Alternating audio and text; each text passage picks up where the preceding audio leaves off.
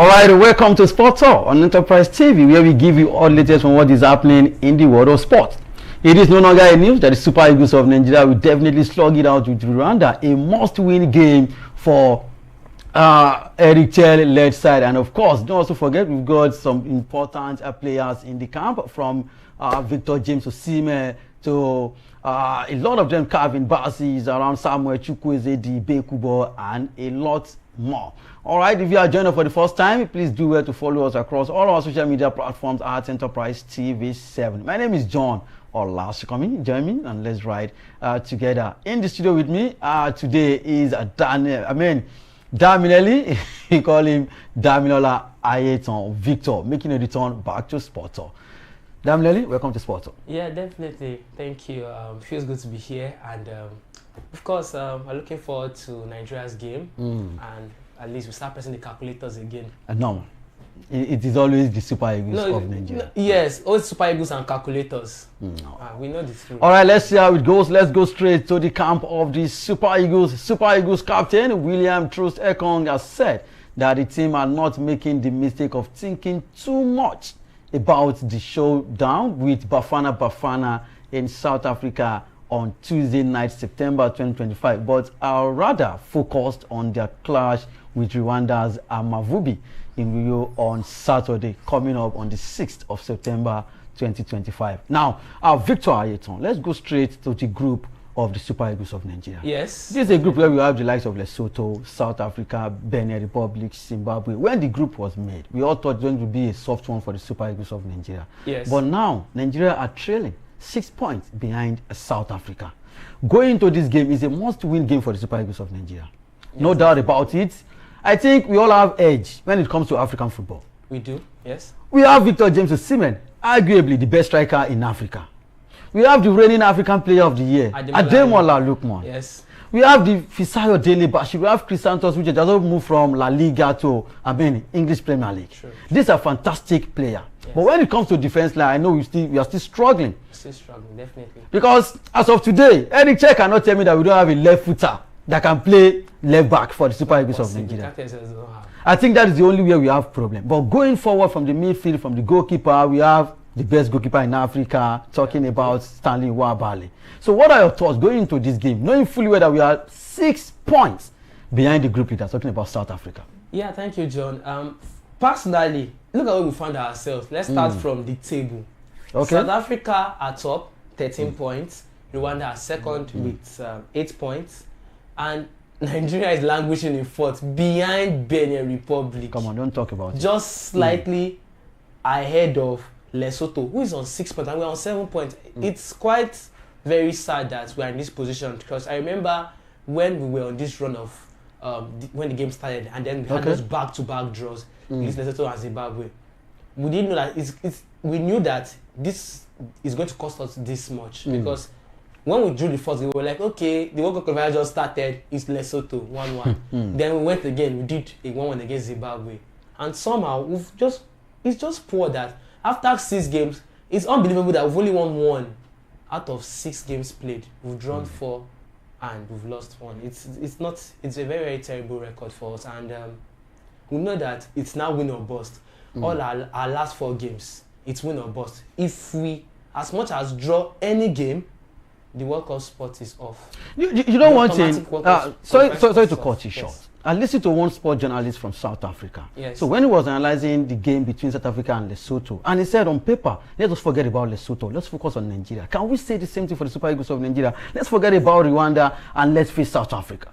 Can we say the same thing for the Super Eagles of Nigeria? The thing is that by player quality on paper, we should be, the only thing that should be upstaging us should be South Africa. Okay. Or maybe Rwanda. South Africa is our main foe. That's what everybody thought when the draws were made, that, we'll battle first and second with South Africa. Rwanda will probably just be challenging us, but we should be able to beat them. But somehow, that has not even been the case. We've found it hard. We struggled. We find it hard to beat Benin Republic. We will not beat Benin. They beat us at their home ground. So funnily enough, Germany, you see this same South Africa that you were talking about? Yes. We used to beat them just like Lesotho in the 90s, early 2000s. So where did we get it wrong? No, playing in South Africa, we are not afraid of South Africa. We've failed to evolve. We've not evolved. We've not evolved properly. Because if you take a look at it, just like what I was telling you about Morocco that the Falcons beat in the final. I said, the way it's going, as at year 2000, if I'm correct, we beat them, was it 7-0 or 8-0? I know that's how we used to trash them back then. But right now, 2022 AFCON, I think, was it, they beat us on penalties. Yes, of course. And then this AFCON, we struggled them. We won 3-2.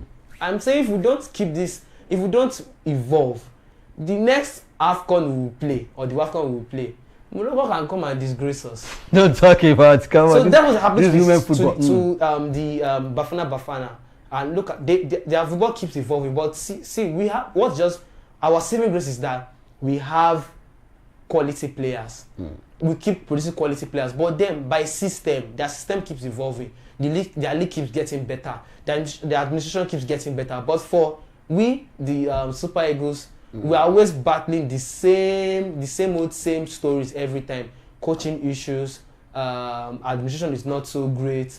Look at the way we plan, we do our squad planning. I know still, this fire brigade approach is always still on us. Now, I'm hearing that they're setting up a task force committee with some elite sports presenters or sports administrators for the qualification to the World Cup. Yes, of course. And all those things. So can you see? Because we should not have gotten to this stage. We shouldn't be sending a task force for a group that only South Africa and Rwanda are the world opponents, and we have Benin, Lesotho, and Zimbabwe. No, but this is our position right now, and because South Africa, they've gotten the things on paper right. So when they get to the pitch, it's just normal for them to do their job. And then I look at it in the last AFCON, we know how we struggled to beat them. Yes, of course. And I can't even forget that game. South Africa. Come on, don't talk about it. I don't want you to remind me. Oh, come on. I don't want to remember that game. Come on, don't talk about it. We escaped barely by the skin of our teeth that day. And so rightly so, we could not win the trophy day. And it was quite painful. But on paper, with the quality players that we have, come on, our players are even playing at elite clubs. We have Osimhen playing in elite clubs in Europe. Come on. We have Osimhen, we have Iwobi and co. But so on paper we should be doing things right. But somehow the result does not actually come to the final. I just hope Eric Chell can just do something to just Victor, I'm not disputing the fact that we have some elite players. Yes. No doubt about it. You can see them. Yes. But I believe this is the worst Super Eagles generation I've ever seen in my own entire life. You know why? Because you cannot point out a player that is playing for any big team in Europe. Not one. Does Galatasaray count as a big team? Come on, Atalanta, a big club in Europe. You pick Juventus, you pick AC Milan, you pick Inter Milan, you pick Napoli, you pick Roma before you pick Atalanta. In England, Galatasaray in Turkey. They are still a big team in Europe anyway. I'm not disputing their qualities. I'm not saying they are not good players. But this is where we are. This is where we are, yeah. Gone are the days you see Kanu Wankwo in Arsenal, you see Buffy Martins in Inter Milan, Taribo West in AC Milan, like that. Not a single player. It's crazy. Come on. Not that they know how to play this football. We have quality players. Lukman should be playing in one of the biggest teams in Italy. Yeah, definitely. Yeah. Osimhen should be in one of the biggest club in any club in Europe. And if you take a look at it, I feel like agents has a part to play. That's what I'm going for. These so that mentality of playing for big team will definitely count for them in a game like this. Yes, definitely. Because there's always a fear factor. A fear factor, yes. Come on, Osimhen is playing for Chelsea. Plays for Manchester United. Ademola is playing for Manchester United. There will be a fear factor. Oh, not at the moment. But Osimhen is playing in Turkey. Come on, even in Bomo, he's playing for a team like Manchester United. So Mo Salah, Mamouche, Hakimi. We'll get there. But just like agents, please, you need to work on how you broker deals for these players. Because I remember someone talk about Osimhen deal. He said Osimhen wants this high salary, but why not make it in achievable clauses? You know, you put it in clauses and bonuses that you might still get that money that you want. Maybe say you want 400k. You might still get that 400k pounds or euros that you want, but you can put in achievable clauses that if I play this a certain amount of game, make it performance metrics based, and then I don't know how how these players, how their agents broker deals for them, because even other players agents do that so that they can actually get the deal over the line, so that we can actually see them more in the limelight. Because but at the end of the day, and the player has the final say.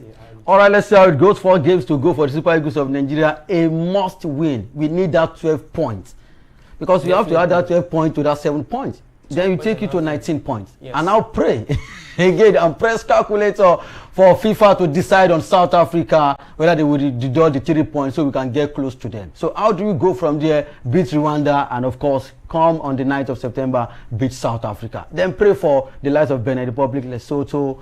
Lesotho should win against South Africa. You know, Benin Republic should draw points like that. That is the only way we can qualify. The thing is that apart from pressing calculator, there are too many prayers in there because we are praying for Lesotho to beat one team that you know is of course dominant than them, better than them in terms of player quality, in terms of everything as a team. Because we put ourselves in this position, and that's what I don't even like about the qualifiers. When this draws was done, then I was like, oh, they made it easy for us, thank God. Just stop your group and go. We won't go and play one Ghana, and then one goalkeeper somewhere will fumble one shot. Somehow, we started poorly, no thanks to quote and unquote Pesero and how we started. And the likes of Boniface. Well, it's okay, it's all right. I don't want to talk about Victor Boniface because we have another Victor in the studio, but it's okay, it's all right, it's all good. But let's see how it goes. The Benin Republic will also face Zimbabwe, Lesotho versus South Africa, and of course on the 6th, Nigeria versus the Amavubi. You know, talking about Rwanda. Now, still talking about the Super Eagles of Nigeria. What are your possible lineup? Okay, we know we don't have a strong left back, so so definitely we have to shift Olaina back to Olaina plays left back well anyway. Okay. Plays well. William Troost-Ekong. We've had decent but damn, do you know, no disrespect to Olaina, but Olaina coming into the Super Eagles, I've not seen his best. Because, you know, I've seen a lot of right back played in the back. I mean, in the past for Super Eagles of Nigeria, you know, the likes of Chidi Odia, the likes of Abe George. Yes. So when it comes to contribution to a team, I've seen them score goals, I've seen them make assists. It's very hard for me to see. I mean, Ola, you know, make assists in the Super Eagles of Nigeria. I'm not saying he's not a good footballer, but this is not what Super Eagles is made of. I think the best Ola version I've seen, tournament-wise, should be the 2019 AFCON, where he did one flip assist for Igalo. And since then, we've not seen any. Yeah, I think that was the... So that might just be a fluke. It just happened. That must be... by tournament, so that was the decent. I think at the last AFCON too, it was quite decent. You will never forget Adingra. Hey, come on, don't talk about it. He was knackered in the game anyway, in the final, you know, knocks and everything. So he could not, like, you know, go match with Adingra. How many assists? Maybe quite decent in that in the last AFCON anyway. Maybe he always make it tough for the wingers because we've seen Samuel Chukwueze struggle in that wing. Maybe if you have played a good link up with that wing, I don't know. I'm just trying to, like, you know, now we now have to shift him back to left back. Then maybe Bright Osai Samuel playing from the right back. Then that's a big problem. Because we used to have the likes of Celestine Babayaro, a left footer, confirmed player. We had what is his name? Udeze. Yeah, Udeze. As a left back, there is Chai Taiwo. These are players. We don't have that variety. These are players that score goals. These are left back that score goals that make assists. You see their impact. I can remember there was I think early 2000. I can't remember the year. You know, most of our elite players back then, they always fake injuries. They don't come for qualifiers. Okay. So that team was led by Udeze. I think maybe 18 players came to camp that year. And single-handedly, Udeze and the likes of Osaze Odewinge won that game for us. He scored goals, made an assist in that game. This is what we want to see. Tata will score goals. Tata will play a link up with the winger. You see them. But talking about our, you know, right back, left back now, they don't do that.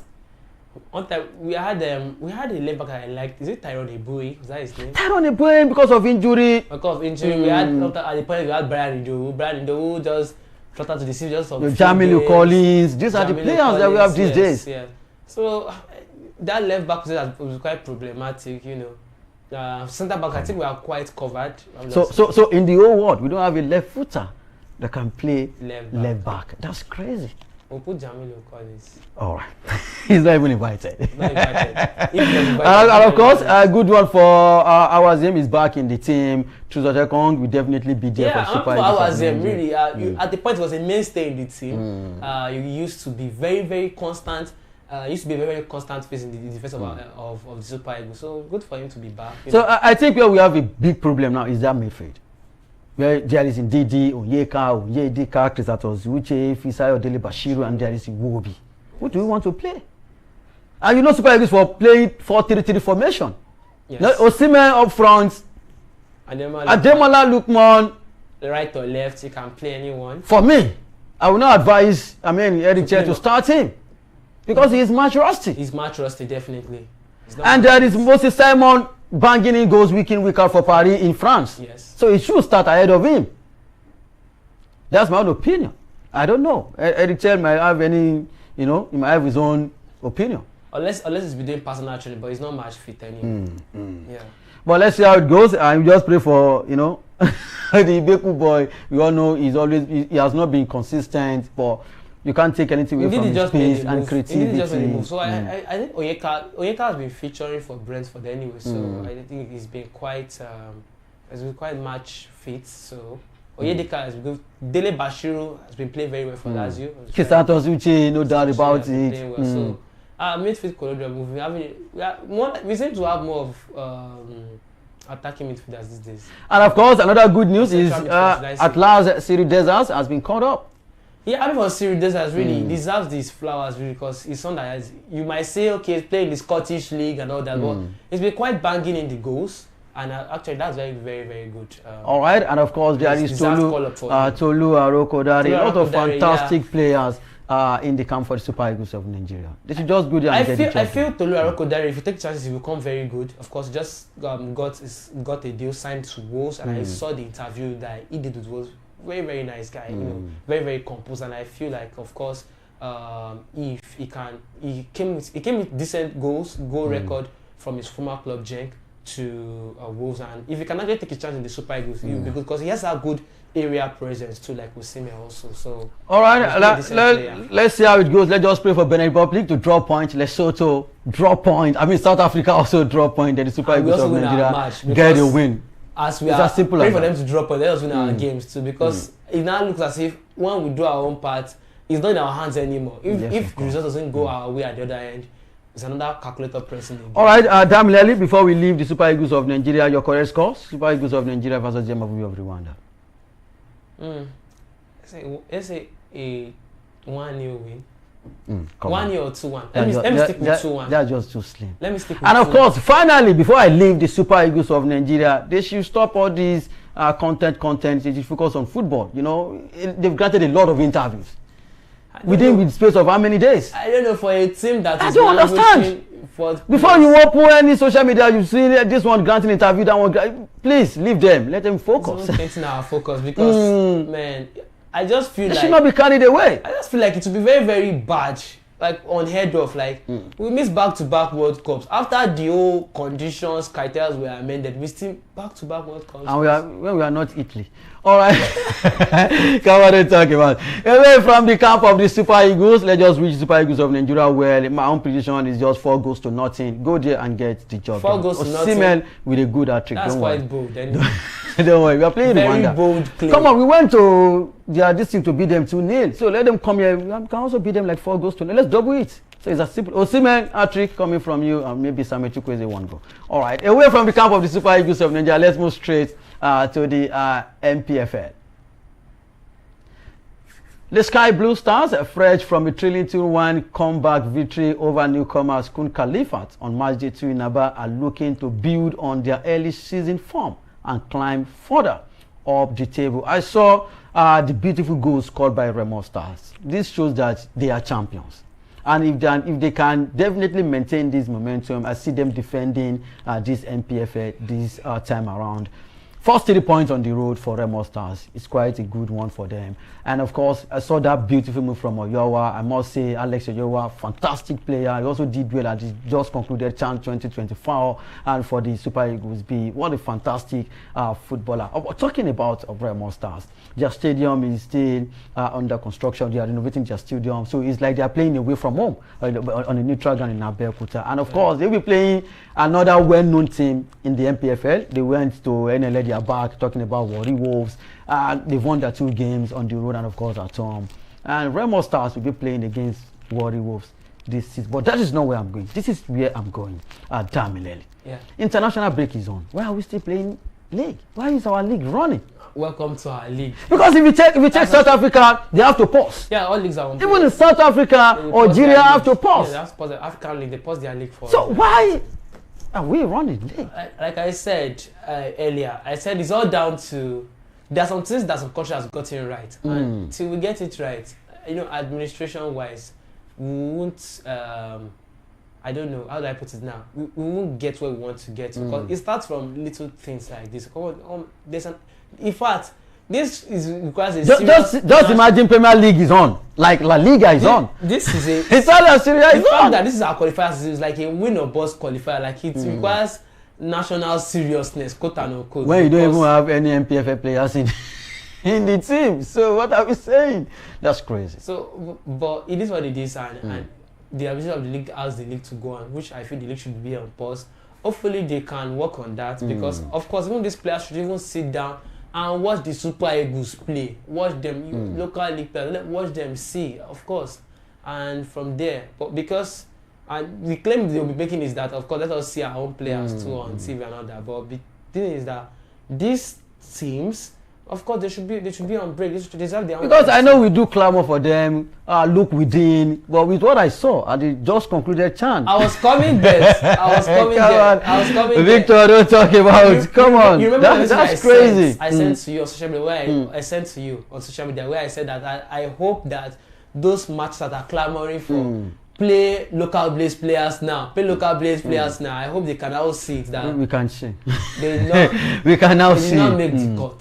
So, but back to Remo Stars and Warri Wolves. Let us digress too much. Of course, Remo Stars are showing that they want to keep the fire burning, and I think when you look at a privately owned based team, they look like a team that is getting it right in terms of team administration, their academy, Beyond Limit FC, how they run, and big ups to the owner. His name has eluded me right now. Shoname, doing very well. How he's putting the team together, and it's actually very, very good. And I just hope that this momentum that they have, they can just take it to the continental place, because somehow we've not been pulling our weights at the continental level. So I just hope that in the CAF Champions League this time they can take it a notch up higher.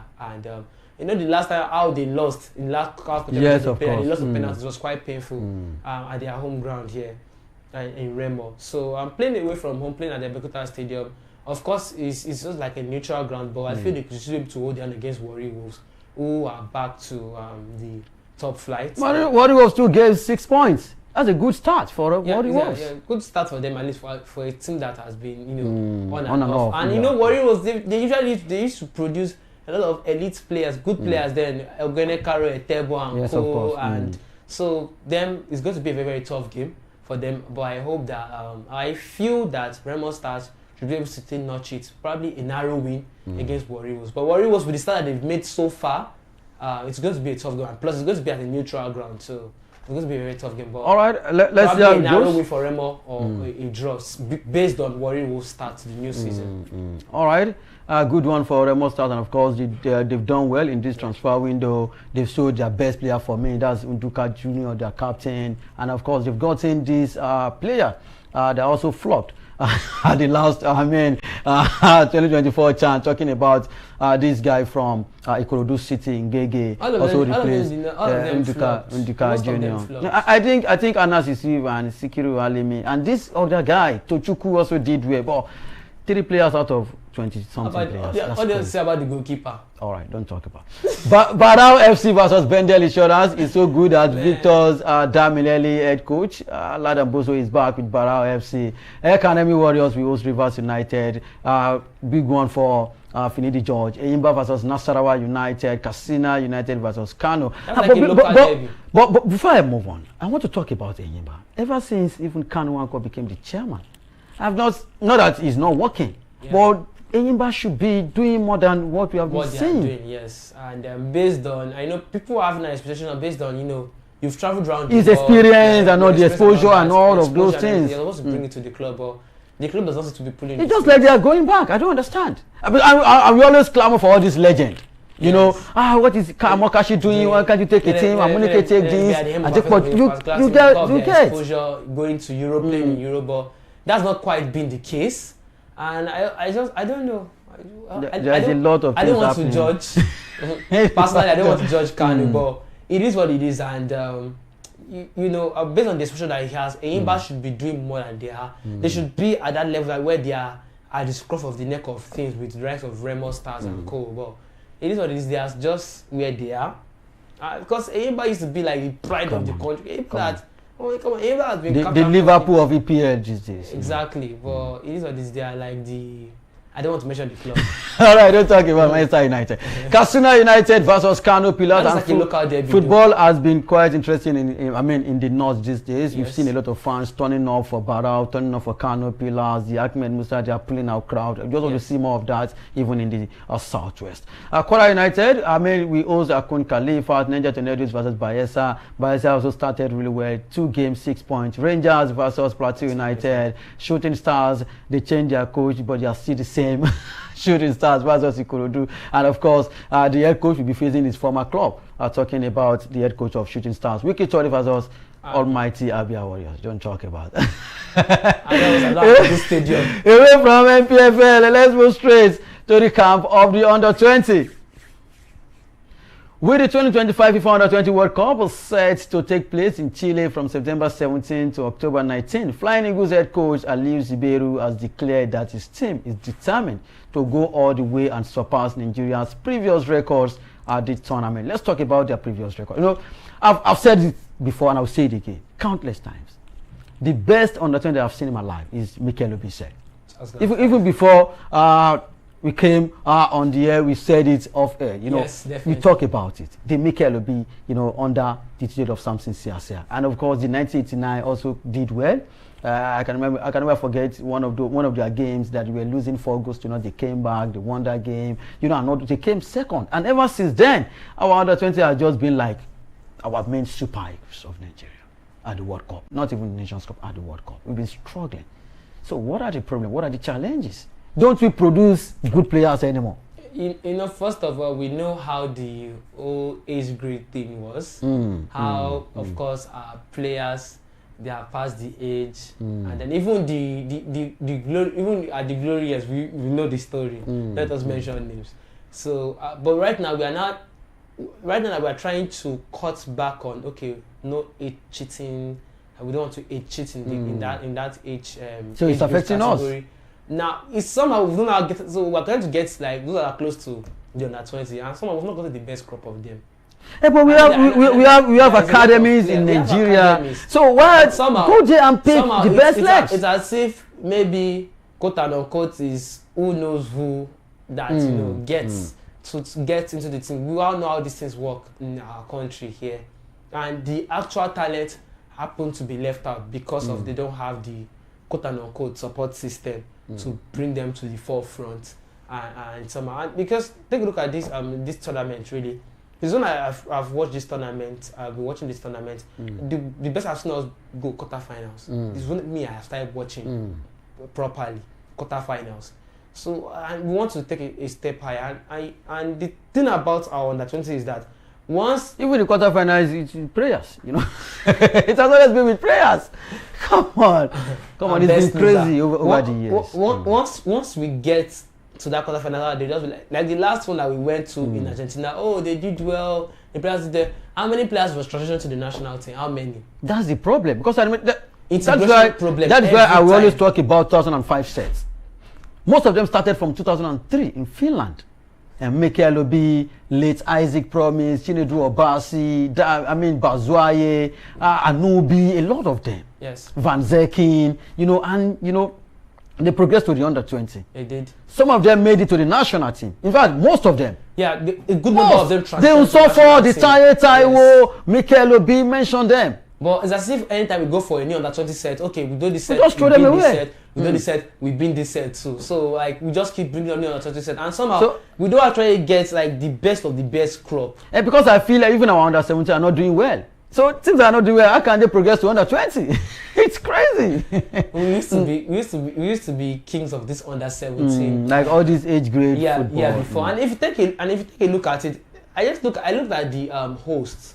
That's Chile. This is our stomping ground. This is our stomping ground. Under-17 level. This is where Oseme and Samuel Chukwueze and co. So going there again, maybe they can just take that motivation or that aura of our country has been here before and we triumph. So hopefully, and our coach, you should please Aliyu Zubairu and please get your tactics right this time, please, because we know might not have, but at least there's sometimes that coaching makes players better, even if they are not like top of their game and all that. So within how many years Luis Enrique turned Paris Saint-Germain to prime Barcelona, prime Real Madrid. It's so unreal the way they play now.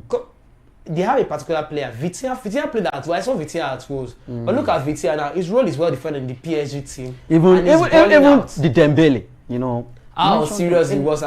He doesn't get injured anymore like before. He's a pressing animal. He plays very well. That's the impact of the coach. Dembele now has more Ballon d'Or. He has a better Ballon d'Or shout than Kylian Mbappe of this world. Wow. So Aliyu Zubairu, like Damileli said, please get your tactics right. Right, please. Please, so that we don't watch ISO football. We don't watch football that we will start using eye drops. Come on, don't talk about. All right, away from local football, let's move straight to foreign football, where a lot of World Cup qualifiers also went down. Yes. In Europe some days ago. Spain kicked off their World Cup 2026 qualification campaign with an emphatic 3-0 win in Bulgaria. I saw it coming already. The Euro 2024 champions is a comfortable victory at the Vasilevsky Stadium in Sofia with first half goals from Mikel Oyarzabal, Kukuruku, and Mikel Merino. Talking about, the head coach, Fuente, how he has turned this young Spanish team to Brazil 2002 World Cup, squad. And not with a proper 9. Oyarzabal has been there and he always delivers. So at times when I look at Amorim is a stubborn coach, he doesn't play number 9. Doesn't really matter in some system. Doesn't really matter in some structure. This coach came into Spain and he has turned everything around. He almost won the UNL against Portugal. Yes. He has won the Euros. And they've been playing well even without. He has even won the Nations League. He has even won the Nations League. So what are we not talking about? So Oyarzabal wasn't trained as a number 9. Yes, he wasn't. Merino will be there scoring goals. Yamal scoring goals. A lot of players. Take a look. Cucurella score goals. Beautiful goals. Yeah, okay. Let's take it for example. De La Fuente, according to little I've read about him, he was part of the youth setup, Spanish youth coaching setup. So he knew some of these players, the Gavis, he monitored. He was part of the coaches that coached them through their youth ranks. But somehow he came into the team. Of course, we know how he came into the team. It was not like it was planned that he was going to be the national team coach. He came in. He has done very, very well. And I was like, it's all down to how effective your coaching can be. And somehow, with no proper 9, it's churning out results. Still has brought out the best of Lamine Yamal, Fabian Ruiz. They don't even need a Rodri to play well. They don't need a Rodri to play well. They have a Zubimendi that can fill in. They have a Mikel Merino that can fill in. And like I said, when coaches have clearly defined patterns and clearly defined rules for players, it's just a matter of it will just be like plug and play. And that look at Spain, they won't have problem beating all these things. Those things that look like banana peel to them, won't banana peel to them any longer. And I'm very, very, very, very good work. And in the next World Cup, Spain will still be favourite to win the World Cup because of how well drilled, how well oiled the Spanish national team is with this young player. And I like the way it's really integrating these young players into the team and no pressure on them. They are playing their best football at the moment, really. And it's actually very, very good. All right, let's see how it goes. Watch out for Spain at the World Cup 2026. And of course, the most surprising result, Germany lost to Slovakia. I don't know what's happening to the German national team, really. They have the players, but somehow it's not working right for them. And their coach, please remind me of his name again. Nagelsmann. Nagelsmann, we know he was how a high flyer was at RB Leipzig, at Bayern Munich, but I don't know, the job has not quite been coming up for him at the national team. They have players, they have the world class. You can't because there's another thing that you have to look out for. You know, you might have players, but do they have the world class? Do they have the Ballard? Do they have the Bastin? Do they have the, you know, Philip Lam, the Mula? They are having players, at least that they are becoming world class players. Not yet there. Like Watermad, you know, Florian Wirtz. And Ginabri. Waterman is a good player anyway. Can't put the world class brackets. But this has even Ginabri. But these are good players on their day. They should be taking Slovakia to the cleaners. Hello, this is Slovakia we're talking about. So why not? How can they take Slovakia to the cleaners for? But it's like in football now. No country, no club now respects. You know, they don't have any regards for any big team again. Like Israel does not play football anymore. In my own opinion. You're playing in Germany and you're beating them 2 goals to 1. Well, the thing is that I feel like those teams are actually evolving. If you take a look at this particular team, is it Faroe Island or Andorra or Gibraltar? You see them, their team, the way they used to get bashed 7 or 8 0 before, it's not like that again. It's because they no longer respect the big guns anymore. Even it's because the big guns are not even producing the world class anymore. So they are like mates. So is it Germany we can beat them? Of course. Well, it's actually a shocking result that Slovakia beating Germany. You know, Germany not even getting to score. That's crazy. With the kind of team that they actually fielded on the pitch, you know, Watermad, Florian Wirtz, Karim Adeyemi, Serge Gnabry. I know they are victory. But they will still get to qualify in the end anyway. So. All right. Georgia also lost to Turkey. 2 goals to 3. Bulgaria nil, Spain 3. Netherlands 1. Poland 1. Let's take a look at some of the fixtures this weekend. Sweden versus Slovenia. Denmark versus Scotland. Ukraine, another beautiful game to watch out for. Armenia versus Portugal. We get to see 40-year-old Cristiano Ronaldo. England versus Andorra. And Italy versus Estonia. Italy, if they don't qualify this time, it will be back to back, like 3 times in a row. Yes. 2018 they were not there. 2022 for a country that had players like Cannavaro, and of course they won the 2006 World Cup with that kind of player to now being a mediocre team. So do you not believe me when I said there are no more world class anymore? If a team like Italy could not make it to the World Cup like 2 times in a row, it's something else. Something is wrong. Even Brazil are struggling as we speak. Well, at least Ancelotti has steadied the ship. Well, they are just 10 in that place. It's because they are not many. And they've always increased the number of teams that will come to the World Cup. For the first time in a long time anyway. All right. And of course, Faroe Island also will be playing Croatia. And there's no one talk about Lionel Messi. He had a good game earlier on today. He scored 2 goals. I think a 38-year-old man. They always talk about Lionel Messi having good games. When he has bad games, when they beat them, they don't used to tell us. Okay, but you can't take anything from Lionel Messi. 2 goals at his age, 38. Yeah, he's doing well. I think come on, he's enjoying life at Miami. That's what I can just say. He's enjoying life, and I think it's rightfully for him. It's good that he actually enjoys. And of course, he's still the one carrying Argentina. Because he still scored 2 for Argentina. So where are the younger ones? Well, where our so-called, it's okay. No, I won't mention the name. Yeah.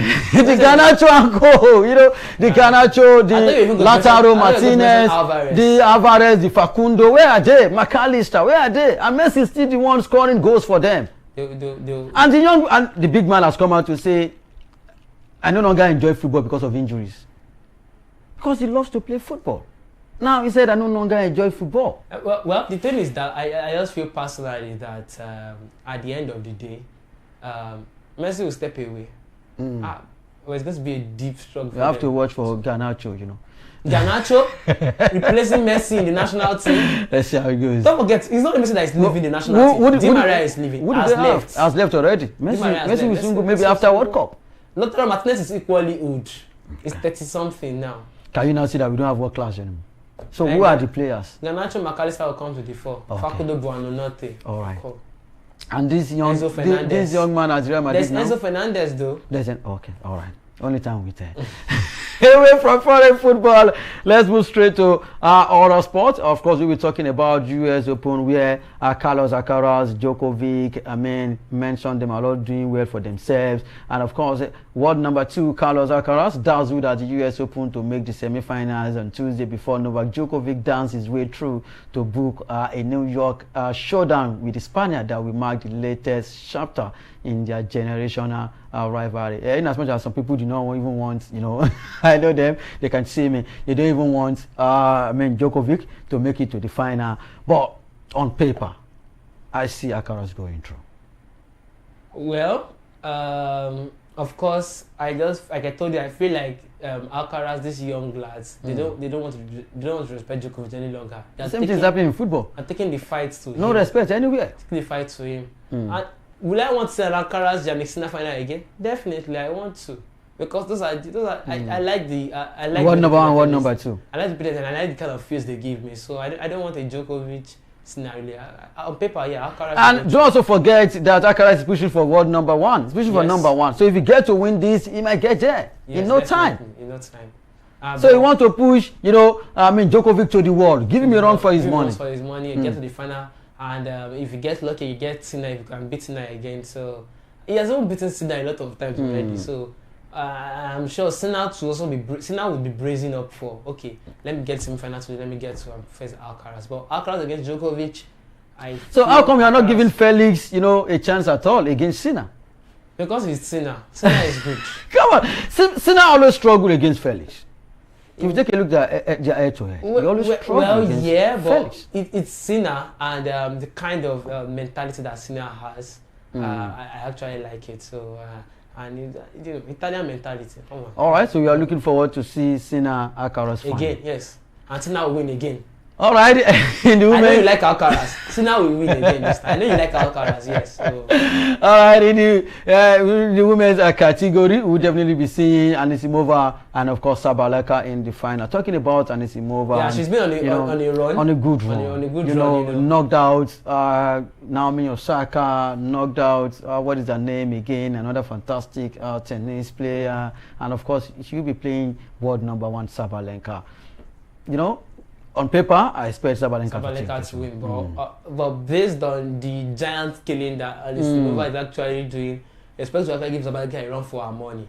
And personally, Sabalenka, of course, is just trying to hold up strong. Nobody, like we said in years, nobody that's giving us this consistency or Serena Williams. Sabalenka is just trying to match up that consistency. Coco Gauff somewhere in there trying to do her own too, but. And Anisimova, of course, it would be a big win for her if she can beat the world number 1. Yes, I remember. Knocked out Iga Swiatek.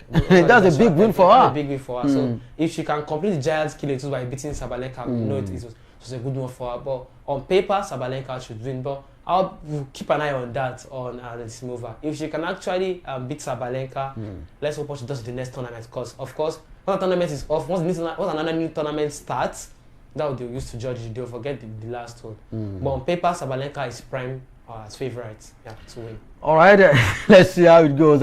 Sabalenka for women, and of course, in the women's category, and of course, according to Victor Ayton Damilele, Alcaraz all the way. Alcaraz all the way, definitely. Sinner all the way for me. Come on, don't talk about.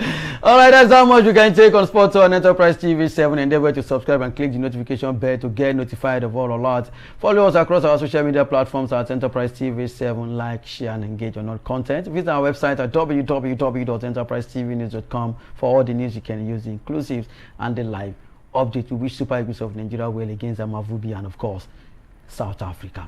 All right, Damilele, Victor Ayton has been given on the show. And thank you very much. And of course, definitely, we hope that Nigeria don't give us paracetamol and whatever to use when we're watching their game, because we know our games now. We know how the country is if we don't win. All right. Hopefully, we win our 2 games first of all. And we beat Rwanda, we beat South Africa, then we'll know the calculator pressing will continue. All right, my name remains John Olaosikomi.